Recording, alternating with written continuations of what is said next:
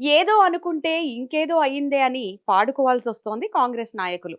అసలే జీహెచ్ఎంసీ పరిధిలో కాంగ్రెస్ పరిస్థితి అంతంత మాత్రం.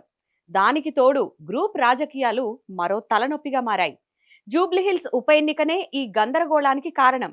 అసలు జరిగిందేంటంటే కాంగ్రెస్ పార్టీ ఇప్పటి వరకు అభ్యర్థిని ప్రకటించలేదు. నవీన్ యాదవ్ లేదంటే దానం నాగేందర్ కు టికెట్ ఇవ్వాలని ఆలోచిస్తున్నట్టు తెలిసింది. ఈ ఇద్దరి మధ్య అంజన్ కుమార్ యాదవ్ వచ్చి చేరారు. వాళ్లకు వీళ్లకు కాదు, టికెట్ నాకు ఇవ్వాల్సిందే అని రిక్వెస్ట్ కాదు, ఏకంగా డిమాండే చేస్తున్నారు.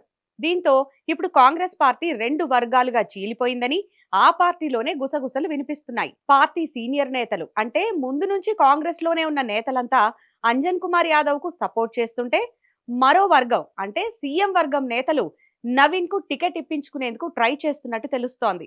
ఇప్పుడు ఈ రెండు వర్గాల కుమ్ములాటలతో ఆ పార్టీ సపోర్టర్లు తలలు పట్టుకుంటున్నారంట. ఈ గొడవలతో అవతల పార్టీ గెలుపుకు మరింత ఈజీగా చేసేలా ఉన్నాం కదా అని వాపోతున్నారంట. ఈ గొడవలు ఎప్పుడు చల్లారుతాయో, అసలు చల్లారుతాయో లేదో చూడాలి.